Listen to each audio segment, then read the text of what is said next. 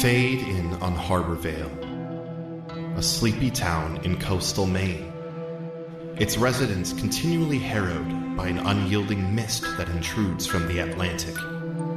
And, much like the town, veiled by this persistent precipitation, its residents veil secrets of their own. Secrets of an ancestral curse and the desire to embrace it. Secrets of justice, distributed in the shadows. Secrets of newfound duty and a life left behind.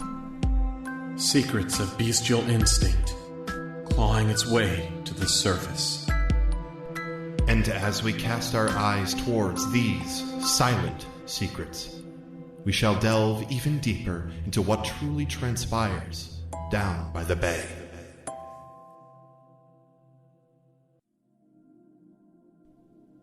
Hello, and welcome to These Silent Secrets.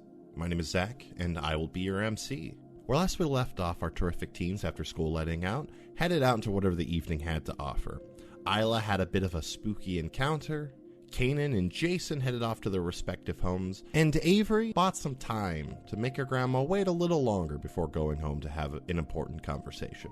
Be advised, this episode of These Silent Secrets contains quite a few sequences of blood. As per usual, a big thanks to Chase Greenlee and Ghostlight Media for hosting us, as well as Nicole for scoring this episode. I hope she made it real creepy for you all. And lastly, a big thanks to Doc Adam VO for getting us slowly but surely caught up on all of our transcripts. If you haven't checked those out yet, you can find the link to those in the description of this here episode. Thank you again, Adam. With all that out of the way, all that is left is the episode. So, let us dive in to this episode of These Silent Secrets, Down by the Bay.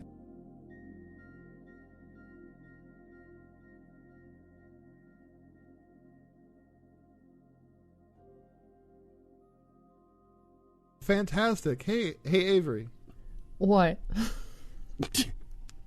What you up to? Okay, nothing that exciting, I don't think. But yeah, I think after school I kind of go out and I kind of sit on like the hood of my car and I'm waiting to watch people come out. I think, yeah, like Xavier, Bash, but then I think also Tucker, because Tucker is known, like was around Bash and is known to like hang out with that group, so might know stuff as well.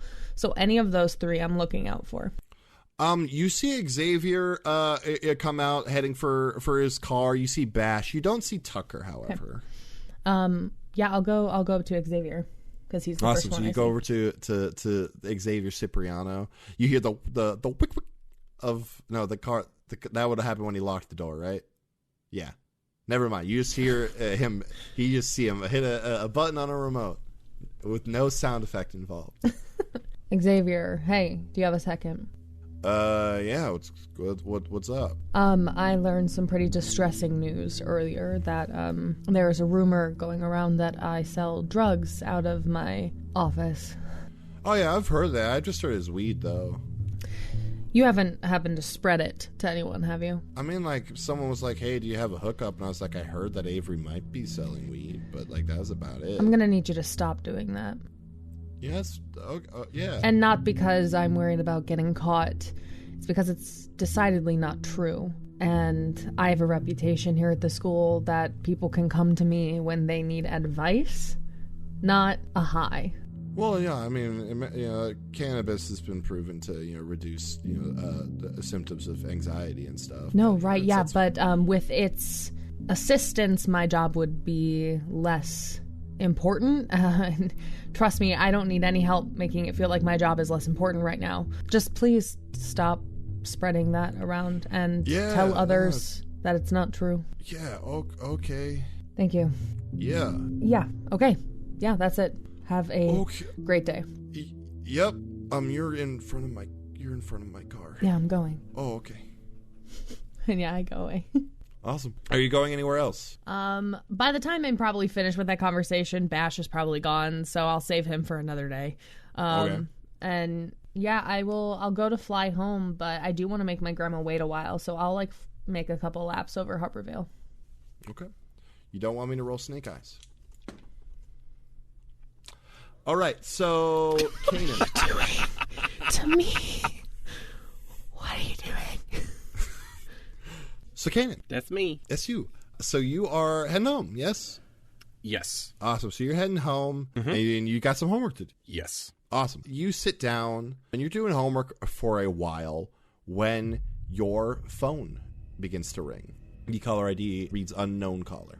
Weird. Okay. Boop. Hello? Kanan? Hello? Kanan, is that you? I don't... What? I don't Alexandria? know.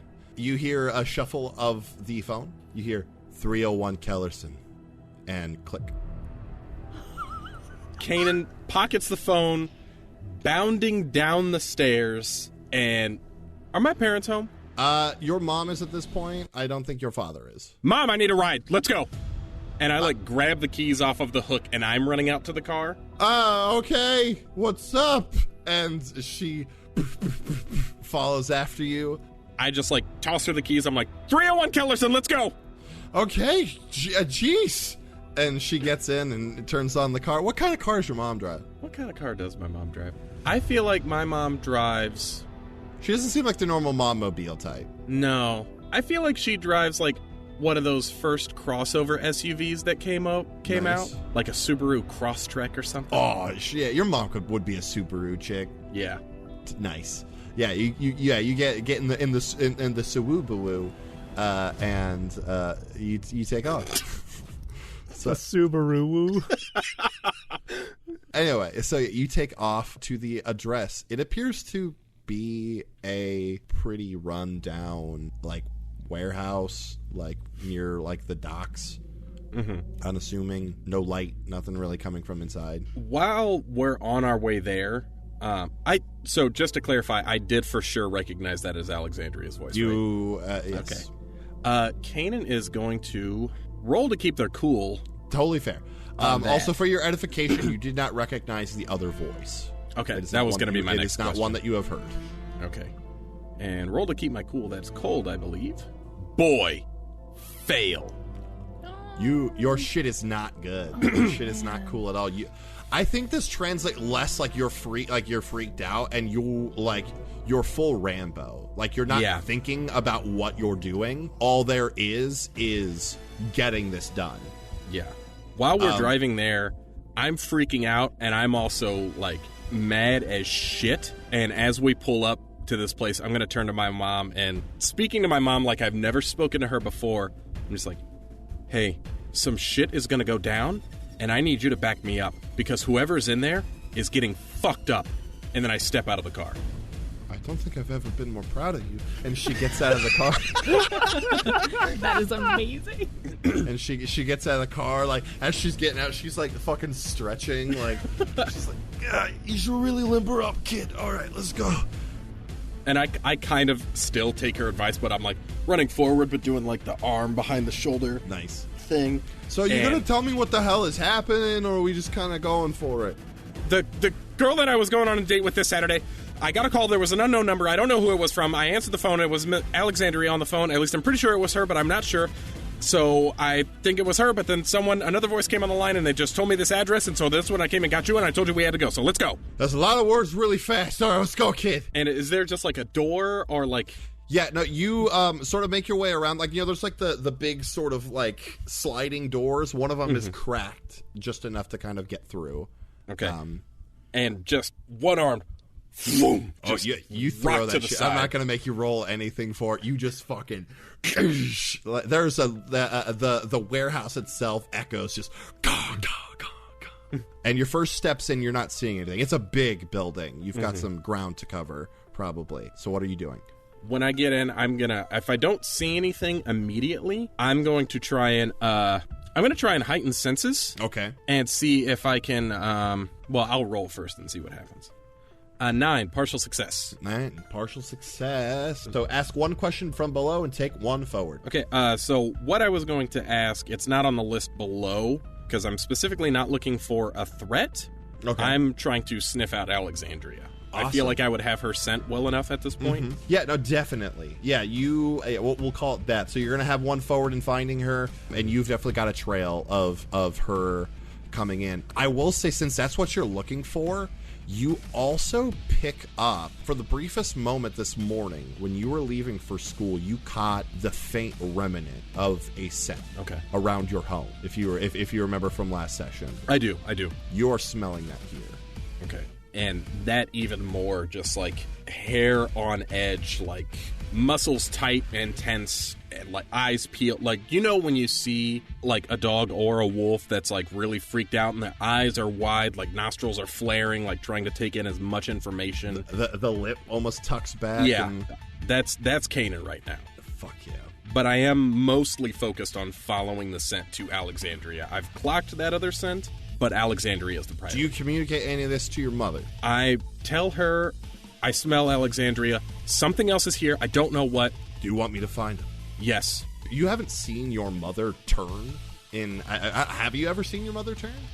It's been a long time, because I used to go on hunts with them for animals, but as I got older, Kanan realized that they don't enjoy doing that. Yeah, you give her that moment where you say yes, and she gives you a nod, and you watch her swell, her bones crack, and her skin is taken by fur, and she pads off after the second scent, and you start following after Alexandra's. We're going to move from there. We're going to go to Jason. What are you up to? Oh, man. I get home, and I think I get back, and I'll like go down to the basement first and just like knock on the door and just listen. You don't, obviously you don't hear Isla, which I think you would know because she is going, she has her thing. You hear the slightest bit of like a whispered mutter coming from the other side of the door, but you can't make any of it out. You just know that it's happening. You're aware that there's a Julian that's in there. I don't think you've yet to lay eyes on. Did I? Not fully. Was there you just saw him from the doorway. Okay. That's fine. Yeah, I think Isla kind of did like kept the door sort of halfway shut and sort of thing. So yeah, so you hear that from the other side of the door. Are you doing anything? I think I'll leave it alone. Like I think about going in there, but I'm like, Isla didn't want to show me whatever was going on in there, so I'll just leave it for now. And then I'll head back upstairs. As you come upstairs, you are greeted by your father. He says, Jason, I need you to come with me. Okay, sure. He leads you up the stairs into sort of his office, his study, where you had recently used his computer to look up stuff about Kanan's aunt. And he sits down behind his desk and says, I need you to tell me everything about the job you just completed. The one with Shannon, right? Yes. Okay. You texted me that you were working on it. Was that completed? Right. Yes, it is done.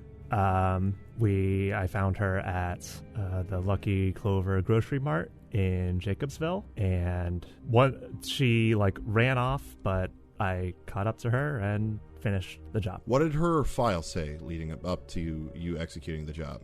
I mean, the message stone that came in just said that she was a succubus set for termination. That's kind of what I acted on. You didn't do any other cursory research? Well, I figured out where to find her, and then that was it. Is there a problem with her? I asked you last night if you have been thorough in your information gathering of your missions. Did I not? Yes. Well, had you followed through and looked up the information as you were supposed to, how I trained you to, you would have noticed this. And he turns his computer around. You see that her file is obliterated. It's almost like every line has been like redacted. It is just a jarble of like random characters, and nothing is legible. Huh.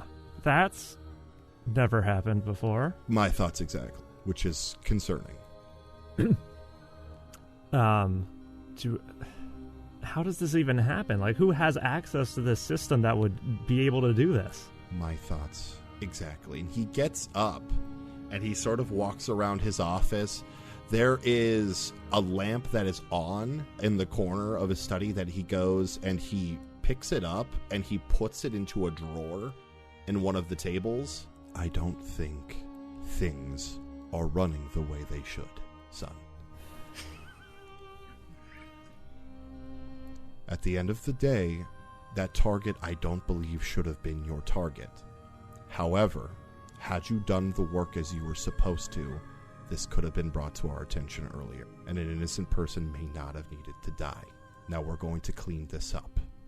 Jason does not respond. And we're going to move to Isla. Wow. Jesus Christ, dude. What the fuck, Zach? Zach, are you trying to kill everyone today? You really ramped it up on everyone today. Oh, Jeez. boy. Hey, you guys came for me at the beginning of this. Do you think I was going to hold back you? after There's that? been no I did dragon. nothing. I We have been a came at you at the saint. beginning of this, and in retaliation, you spent hours before this session pre-planning horrific things that could happen. You're right. I did do that. He's that thorough in revenge. Yeah. I go, you know what? They're going to slight me today. They have a... And I'm glad That that I just put has the work in to fuck them. But yeah, so Isla, Man. you go to work. Man. I'm sorry. I'm so sorry. Oh, my What a God. day. What Oh, a boy. day. Hello, Mark. Hey there, Miss Hart. You okay? Yes, just time for the show. All right. You need to hold LSD for a little bit, or... I would not mind that. Wonderful. They pick an LSD off of their shoulder, and he hands it to you. Yeah, there you go. You have yourself a little cuddle, some kitty purrs. You know what? Why don't you just relax, have some water? I'll go get things set up for you. Okay. Oh my God, Isla. And Mark walks off to go get things prepped for the show. What are you doing to prep for the show? Trying not to think about what I heard. I don't think that there's any preparation. Just she wants to get this done. You just get the show done for the day. I just want to go home. I want it to be over. Awesome. You start carrying LSD, make your way towards the booth. Mark's sitting there, go, all right, everything's set. You sure you're good? I can take over for this if you'd like. Maybe for the last half, but I want to do a little bit. Oh, all right. Well, hey, you just let me know when you want to tag out, and most definitely I'm in there. Sure. That's what the kids are saying. I'm in there, right? Yes. Nice. I'm in there. In there. Yep. I'm all up in there. Okay. Fantastic. So you make your way to the mic, and time comes for you to start the show. How does Isla do? She's a little shaky. She's a little off her game. A little off the game? I Okay. think she is quiet, but does have a mishap where she like introduces a wrong song. She's just off her game. But at one point, it's almost the weekend, and I know that I have been dogging this place for a while, but maybe with a larger crowd, we can really see how fun this place could really be. So how about I take all of my equipment down to the Cipriano Family Fun Center and we do a little live broadcast. It'll be a party. You watch Mark's eyes, like in the booth, go, and look at like the equipment, go, we'll figure it out. We'll do a celebration of the Ciprianos. A major family in town, bringing business. They deserve some recognition, right? So I say, next week, we'll all go down. But in the meantime, I do need to set it up, so maybe a Cipriano could reach out to me. Xavier, I know we're close. So you have my number, I'm sure. I'm doing Haunting Melody. Is that where you, like, they bring you someone? Yes, I'm that trying you to set want? it all up on my That's fine. demands. Oh, it's very good. Holy shit. I'm throwing shit at y'all, and you all are just like, nah, obfuscate. Oh, you ain't gonna keep me down. By What a the night. skin of my teeth, I got a 10. You got a 10? Yes. Fuck yeah. So I got 3. I get to choose 3. So, All right, so you, choose 3. Fuck. yeah, so I think the crowd goes to where you tell them afterward. But I'd like to push that back a week to the party. I'm totally here for that. Okay, great. And then the crowd brings you someone you name to you. So Xavier. So Xavier. Okay. And then I'd like to gain a string on Salvatore Cipriano, please. Someone in the crowd gives you a string. You know what? I'm here for it. You take that string. I will, thank you. You take that string up. Let's go. Fantastic. So yeah, you do you end up tagging Mark in? Yeah, I'll let him do the last half. Awesome. Yeah. You sort of, as you're leaving the studio, you could go, "Hey everybody, this here is Mark Dantes with The Deep. 93.5. He's so cute. Playing today's hip music for all you hip and happening teens out there. Here is this feller named Eminem." And he plays, I think, Love the Way You Lie, I think came out somewhat around this time, probably. I will check as your residential DJ. Yes. Please and thank you. Ooh, 2010. 2010, fuck! Some Eminem tune plays. Slim Lose Yourself. Shady. It's always Lose Yourself. Yeah. Yeah, I like Lose Yourself, sure. Lose yourself in these sultry tunes. Sultry is the first thing I think of when I think of Eminem. Yeah. I was like, what a choice. You know Mark's never listened to Eminem. I don't know if you've realized this, but Mark is a little out of touch. Mark thinks that Eminem is the candy. Fucking hell. Awesome. So, you skedad. Are you heading anywhere specific after this, or? I will head to the convenience store, gas station, whatever it was. Awesome. Cool. So you start heading over that direction. Do I want to go to Avery? Do I want to go to Kanan? Because there's a lot going on with Kanan right now. Yeah, you know what? We did that with Isla earlier. We're going to pop back to Kanan real fast. So Kanan, you are trucking through this warehouse, following this scent.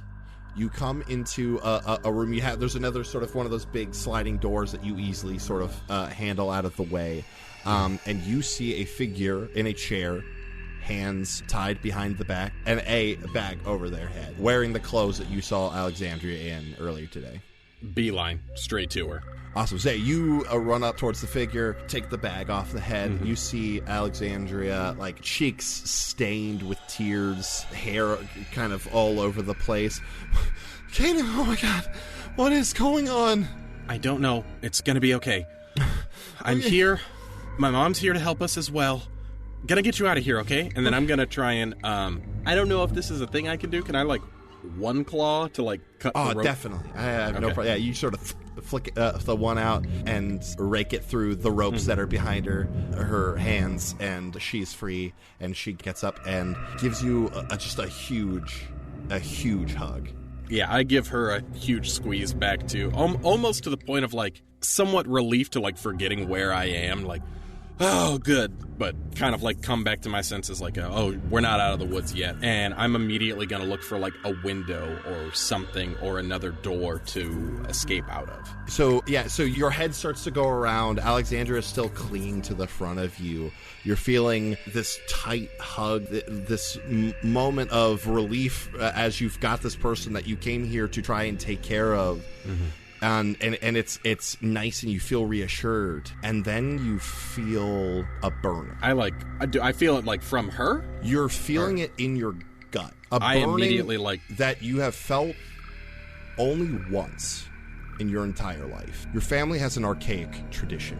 When the wolves of the Talbot family become 13 years of age, you are sat down. You've in this pain, flash back to a moment where your father sits you down at your kitchen table and brings out an ancient-looking chest. He takes an iron key out of his pocket and he places it into this chest, turns it, and the lid opens. He retrieves from an object wrapped in blue fabric, being very careful as to not open it, and he very quickly rests the bottom of it in his hand, and he unfolds the edges, and you see a clump of silver. Wolves fear this above all because it is something that will tear you apart. And to know why you fear this at the age of 13, all Talbots need to feel what they fear. And you're instructed to take your finger and merely place it on this small ingot of silver, and it burns. And as you hearken back to this burn, you're pulled back to something magnified by 1,000, as it's not just a pinprick, it is an entire blade that is sheathed in your gut. I like pull back and I like look down. And you watch her look you in the eye in horror and sorrow, but with purpose and duty. And tears are running down her face as she says, I am so sorry, but I have to do this. Your family is a threat to his glory. And as much as I truly like you, we can't have you stand in our way. Kanan like looks down at the knife and is like looking back and forth and like hearing her but not quite processing and just kind of no! And darkest self, I'm in it. Kanan is wolfing out completely. Fuck yes! And I'm going to try and like pull the knife out and like throw it as I'm doing it, like throw it as far away from me as I can. And with that same hand, I'm coming down with a swipe against her. Lash out physically, bud? Yeah. What? Yep, What is this yep, game? Oh my god. By the way, take 2 harm from the dagger in your gut. By the way. I figured. Okay. I'm so sweaty. What?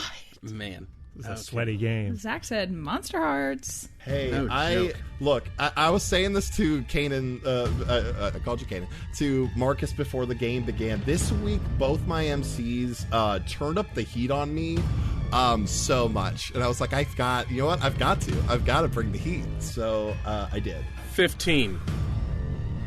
15. Holy 15? How did you get a 15? She's dead. I have a 2 to volatile already, and then I had a forward from my heightened senses before. You did.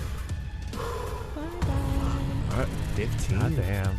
You rake your claws down on her, and she, you hear the dagger ping, ping, ping, ping, ping, ping, skitter on the stone floor as she sits there flat on the ground, blood starting to pool around her. You hear from the door you opened to come in here, Kanan, what are you doing here?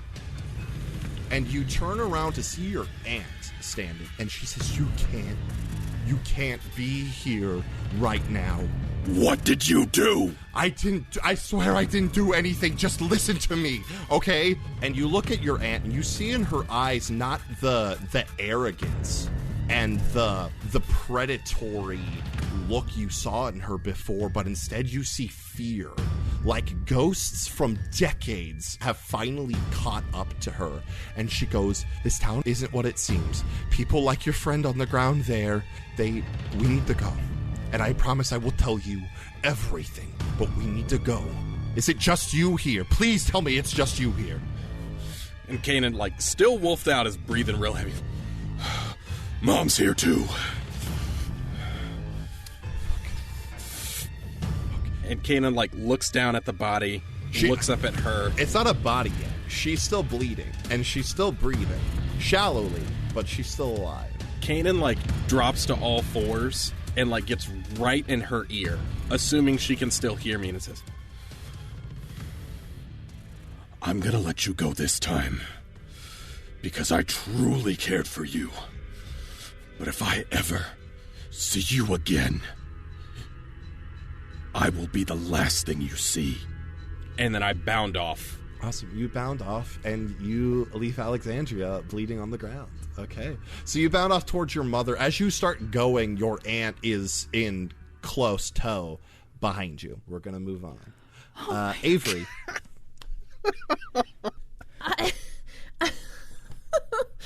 I drive in my Oldsmobile as if nothing's wrong in the entire town of Harborvale. Oh, cool.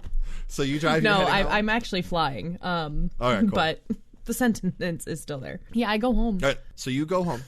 You land just, I'm assuming, in the back of the house and unshift and come around the front. You open the door. The house seems quiet. I walk straight to Grandma's bar and I make myself a drink. What do you make? I don't know. I'm not a mixologist, and the only other experience I have with someone being a mixologist is Forever Soup, and I'm afraid of that right now.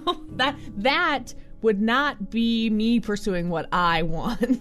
So you stick to a cocktail where the ingredients are in the name. Yeah, sure.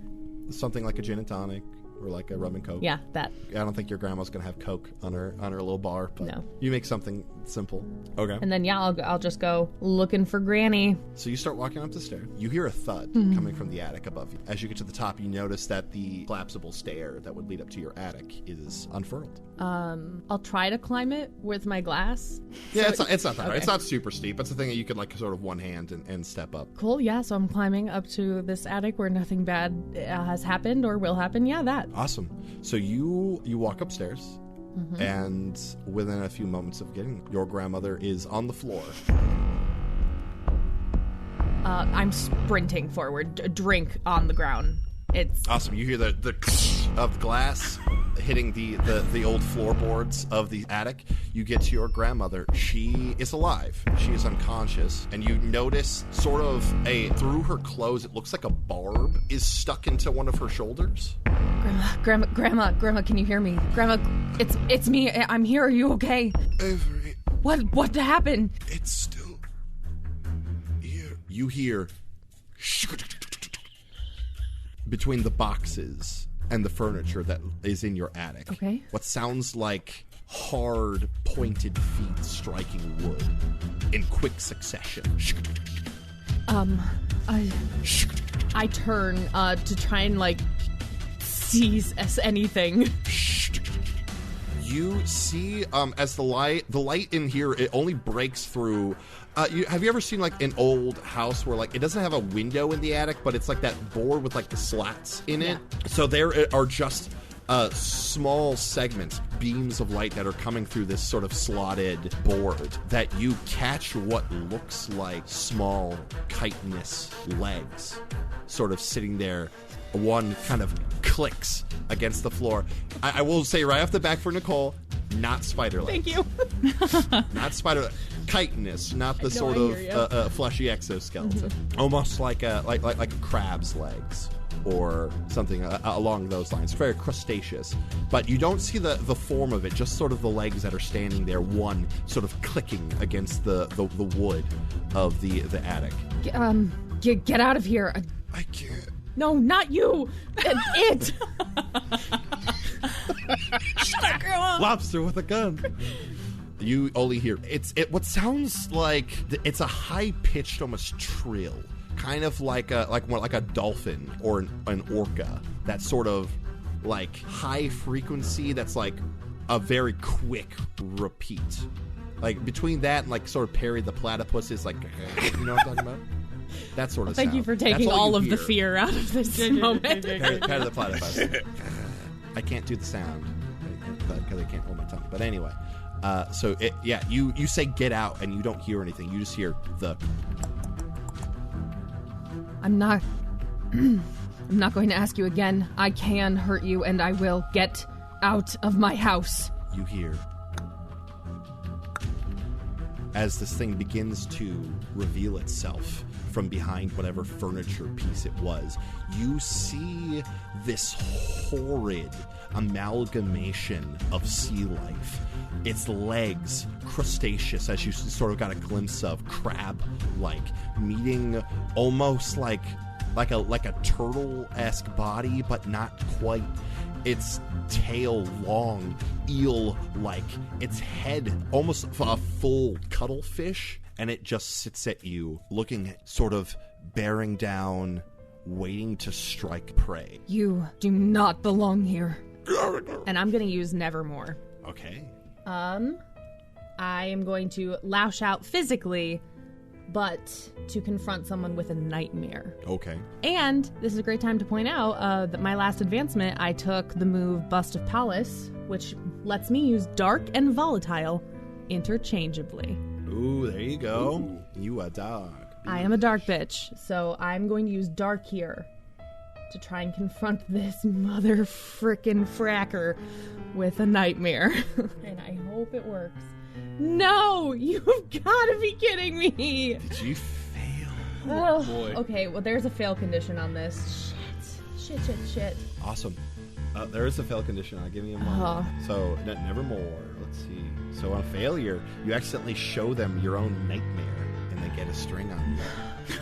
You don't feel as though this thing got a string on you, but that something else did. Of course. You sit there and you try to will your gift. You try to will the raven at this thing, but you don't sense any sort of consciousness. This thing is animalistic, and it and with every shuffle, it gets closer and closer to you. What are you doing? Yeah, I'm gonna have to old-fashioned this. Any sort of long, sharp, or blunt object here. Awesome. So you're looking around. Roll to keep your cool while you're looking around. Yeah. Yeah, things are a little scary. Do we want to talk about what nightmare they got shown? Oh, yeah. They see my nightmare. They accidentally show them your own nightmare. Yeah, what nightmare does whatever see? So I think this whatever sees Avery walking through downtown Harborvale, and people are crossing the street to get away from her, or closing doors as she's walking by, whispering, pointing, calling like names like Homewrecker or Life Ruiner, that kind of stuff being like thrown at her as she is walking through Harborvale completely alone. Noted. And so my keep your cool roll, 11. 11. Awesome. So you go like leaping over boxes and furniture looking for something, anything to use. You find an old like fireplace set, like the classic fucking like poker thing that you brandish, and you've got yourself a weapon. Are you lashing out? I am. Awesome. Go ahead. And I get to do so And with dark. You could do that with dark. Yeah. All right, do Hopefully it works this time. Fingers fucking crossed. Oh my god! Did you fail again? Oh my god! Holy cow, babe. This thing, you tried to take a swing at it, and it lurches up, and we're going to cut away. It's been nice knowing you all. So, yeah, Jason, you were up in your father's study, a revelation being just made. Yeah, and I think Jason is still just like blank for a second. He's just like, what do you mean the system isn't working? I've suspected for a time that the home office is compromised. How do you suspect that for a time? How long have you been suspecting that? Jason, when things are so... If I take sand from this beach just down the road, and I take sand from a beach on the other coast, and I put them both in a bottle and I shake them, it takes time to separate the two. And what has tainted our organization is systemic at this point. But you still know that you have a bottle of sand. You couldn't tell me that there was a bottle of sand here? That there was... I didn't tell you there was a bottle of sand, but I gave you the tools and the methodology to figure out which sand was the... I've lost the analogy we're trying to say here. I would hope that you would have heeded your lessons and done the work, Jason. I get that, okay? I fucked that up. I get it. I get that. When we're doing this kind of work, you can't not tell me when something is wrong. That's like, I don't need to tell you how important and how dangerous this is. I can't not know that there's an issue if I'm doing this kind of stuff. I understand that what we do is very dangerous. However, you're still very new to this. And as far as I'm aware, Jason, your friends who, frankly, should know of our profession, know of your profession. My inklings on what have been happening, I have done my best to keep as low profile as possible. So although I didn't tell you what I suspected to be happening, I would hope that you would have followed the lessons and been able to interpret whether or not the job we were doing was just or if it was part of whatever plan is happening. I know, and his facade softens. I understand that what you're probably feeling right now is tremendous, and I would not wish this on anyone, what I'm sure you're feeling right now. And that is why I have tried to take care of this myself as much as I can. Perhaps you're right, I should have told you. I'm sorry. Oh, great. We're both sorry. Shannon is a little bit more than sorry now, because I opened a rock and did what it told me to do, like I've done plenty of times before, because I didn't know that these needed to be fact-checked. I thought that was a pretty airtight thing. Like the research was supposed to be for me preparing to do it, not for if it was to be done. When dealing with people's lives, you should always double-check. Every time. There's nothing to be done about it now. It's done. And I'm not sure what needs to happen next, but I would hope that you would help me set this right. Just, if I'm going to do anything else, I need to be in the loop. Understood. What is happening next is you and I. That's it. Your mother knows that I've had some suspicions, but since she was pushed out, I've done my best to keep details sparse with her. Fine. Okay. Fine. When I formulate next steps, I will let you know. Great. And Jason's just gonna walk into the outfit and go back to his room. I'm a bad father. Pew, pew, pew, pew. Air horns. Whew, I'm gonna shake that one off. That felt icky. Me, Zach, who has a significant amount of father issues, felt really icky about that. All right. Awesome. Isla. Mm-hmm. All right, remind me where you're off to. Don't say that. Because a lot has happened since we came back. I'm at the convenience store. You go to the gas convenience store, yes. Xavier. Oh, for Xavier. Awesome. Oh, were you asking them to come to you, or were you just asking to give them a call? Because you were like, you probably have my number, Xavier. Or are you asking him to show up? Let's say that the call happened and I told him to meet there. Yeah, he shoots a text. It's like, what up? You need me? And you arrange a meeting. And so yeah, you get there. Xavier arrives. Hey, Hart, how's it going? Good now, Xavier. See, the flirting's back. Who said I was flirting? I don't know. It's just Are you projecting a little bit? I don't know, maybe. Bridget was laying it on very thick earlier. Bridget? Yeah, no, it just came out of nowhere. But, I'm fine with it. Okay. Bridget. So what do you need? You asked over the radio. Yeah, I just wondered if you maybe wanted to help me plan a little shindig at your place. Meaning the business place. The business place. Mm-hmm. Because you were talking about doing a in the field sort of thing, right? Yeah, doesn't that sound fun? That sounds fun. Does the station have a van? Don't they have a news van or something? I didn't check that. Cool, yeah, we'll figure something out. Sure. Yeah, no, I think that could be pretty cool. Yeah, new shows kind of taking off. You could bring some people, from the neighboring, towns, in for some extra business and stuff, and yeah, quite a businessman thinking. Yeah, no, I just I help my dad with the books and stuff. You do? Yeah, no, just my mom used to help with all that stuff, and then the divorce. So you're gonna take over the family business? I don't think so. No, that's his thing. What do you want to do, Xavier? Your biggest dream? Well, I want to be like Banksy. You're an artist. Yeah, I mean, Well, have you seen your work around? I mean, it's possible.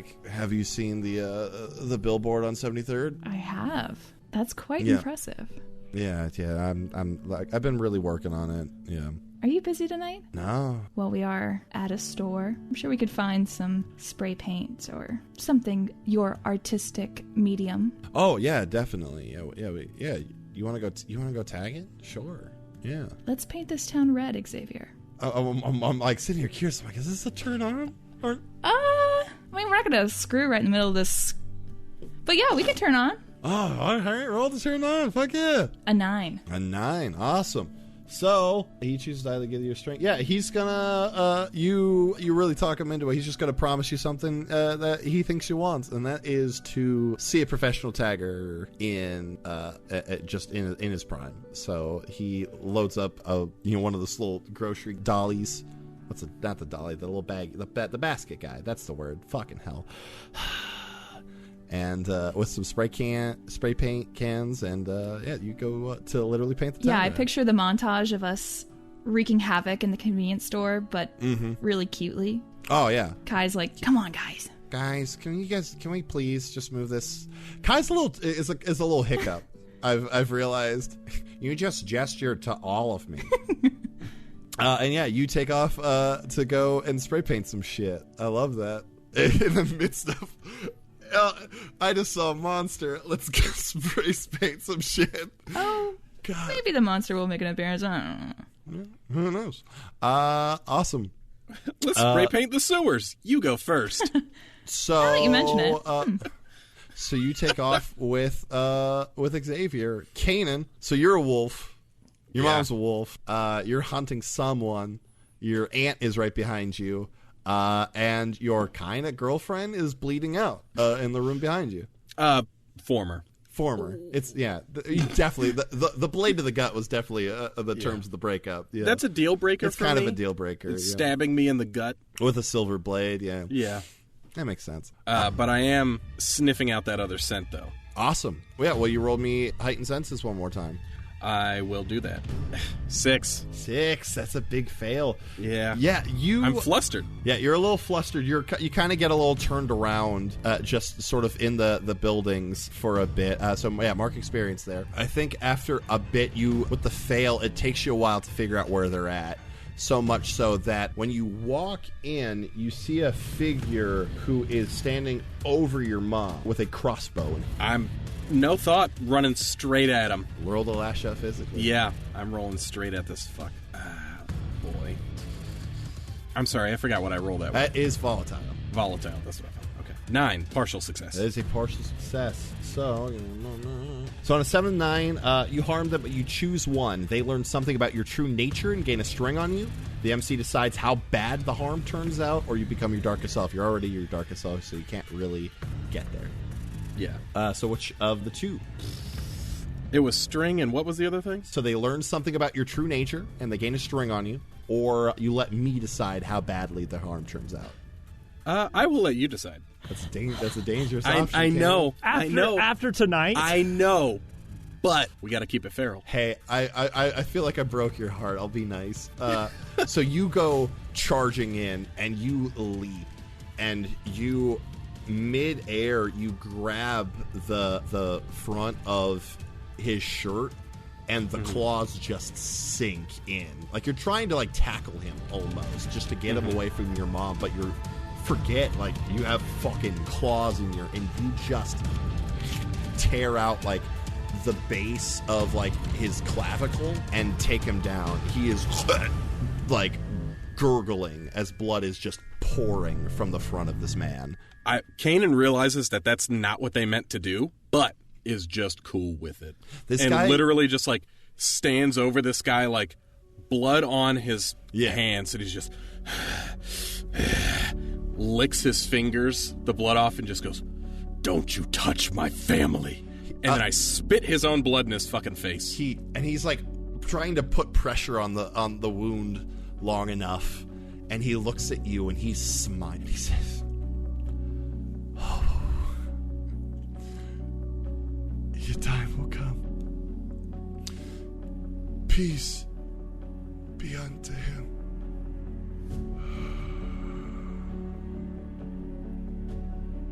And he's gone. I finish him. Okay, I was going to say. No, he finishes bleeding out. Then I immediately check on my mom. Is she alive? Yeah, you check on your mom. She has in one of the crossbow bolts in her shoulder, but it's not anywhere vital. So she's gonna fucking hurt for a long time. What is the condition for you getting out of Darkest Self there, Kanan?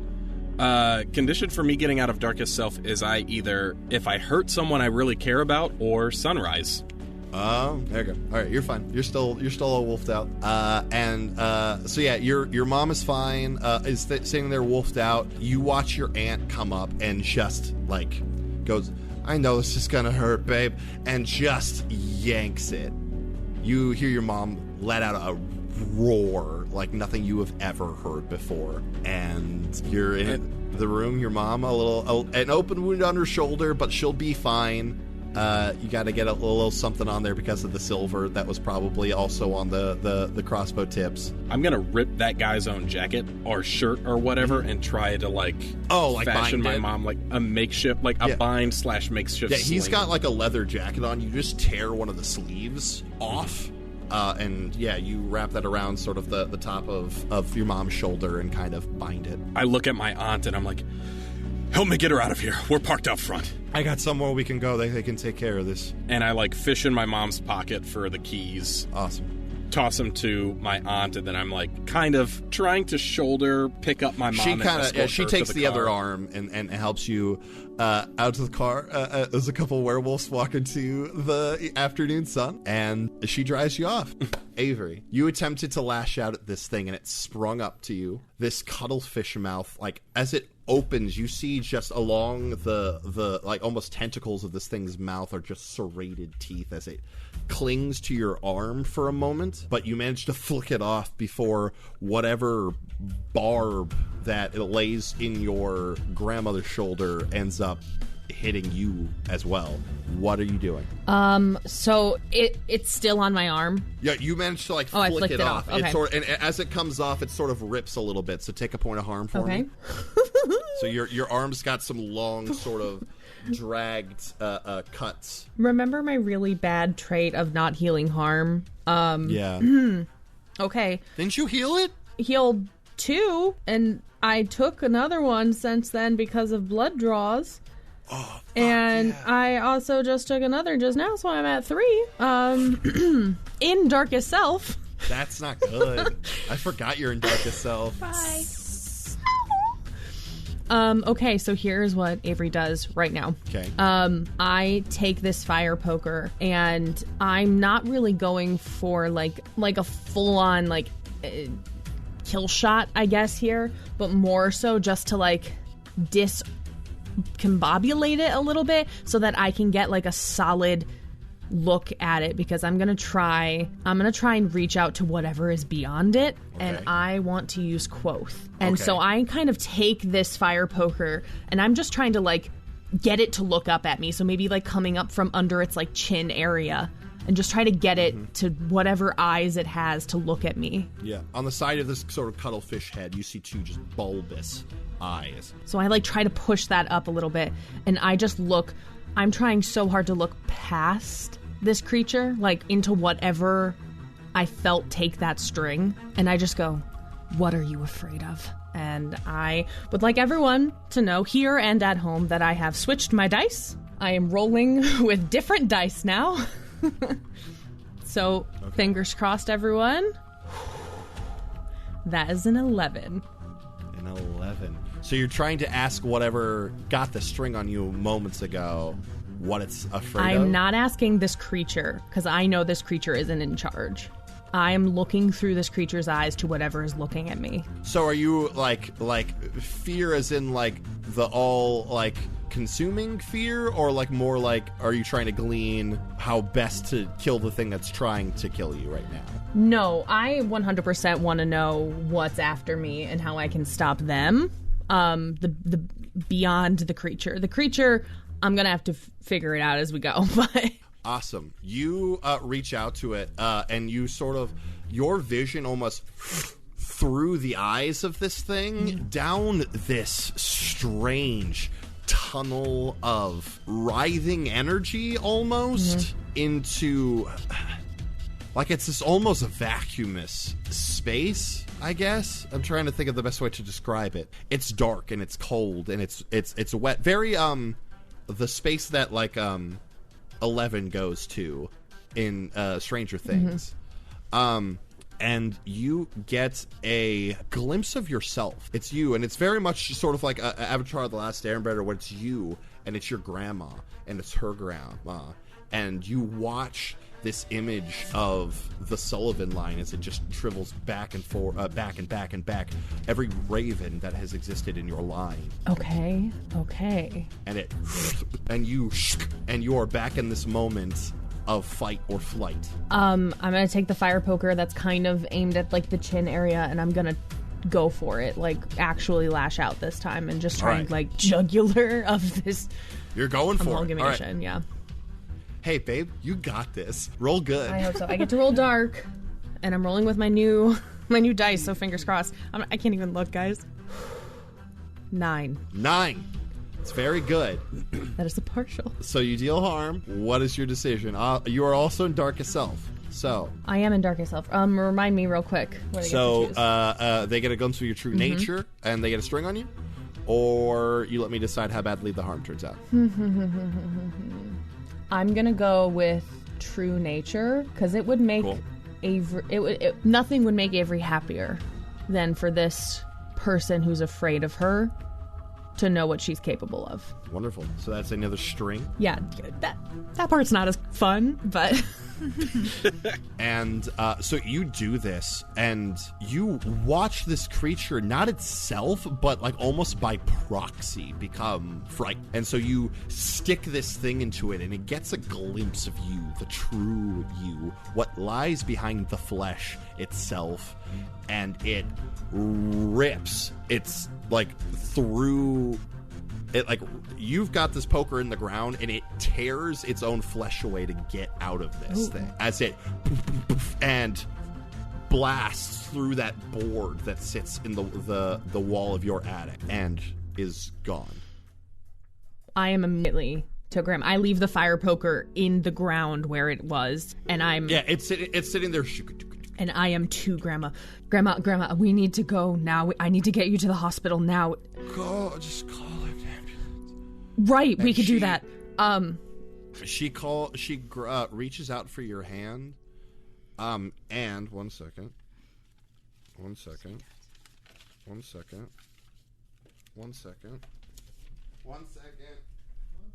Is he coming? I'm scared. Is there a prop? Did he roll snake eyes at all? Oh my god. Oh, a notes. Okay. The joys of marriage. Jesus Christ. And she puts that in your hand. For our listeners at home, Yeah. Zach just ran out of his Zoom window for a while, popped up in Nicole's, and threw her a physical note into her recording setup. Yep. That is what happened. And so she sits there and she says, hands you that, goes, just in case. No. Hey, we're fine. And I'm like phone on the ground, speed, like calling 911 as fast as I can.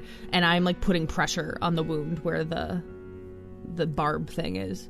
Like, it's fine. Goes, oh, that's terrible. I know. I'm sorry. You're talking so fast. You're okay. You're gonna be okay. And then I'm like yelling at 911, like my address and everything. I'm like screaming at them. Awesome. So within a few not moments, but like within a couple of minutes, you start to hear the sirens coming from around the block. Mm-hmm. Your grandmother is loaded into an ambulance and taken to the hospital. You are left to go and meet her.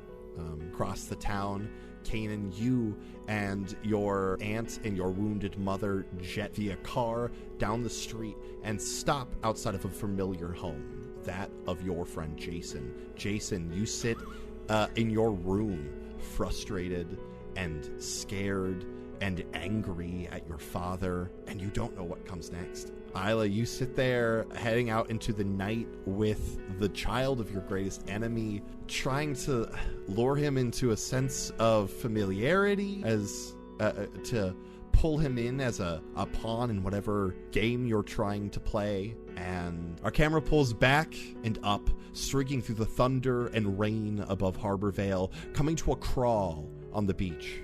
We watch the waves come in and out. With each repetition, the waves break against the sand less and less, the tide seeming to pull out farther and farther. Our vision goes black.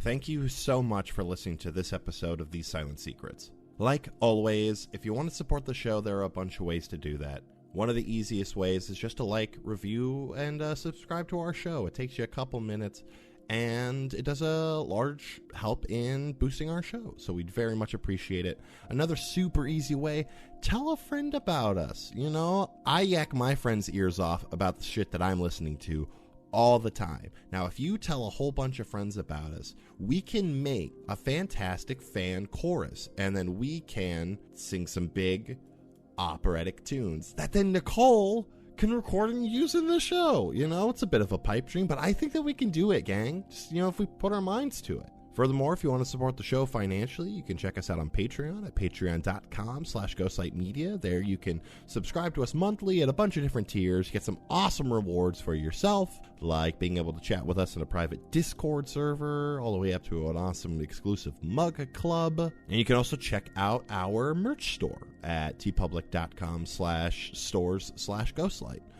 Get some awesome TSS merch as well as merch for all the other shows in the Ghostlight Media Network. Furthermore, you can check us out all over social media. Check out our website at thesesilentsecrets.com, on TikTok at These Silent Secrets, or on Twitter at Silent Secret Pod. You can find us each individually online: Nicole at Nicole Voice, Marcus at Marcus RVO, Mariah at _Mariah Clawson, Freddie at Freddie _Pow Pow, and myself at That Guy Zach Robb. We'll be back in 2 weeks with another episode, but until then, may your secrets stay hidden, and if you have the power to use physical props for your players, by all means do it, even if it scares the bejesus out of it. Sorry, Nicole!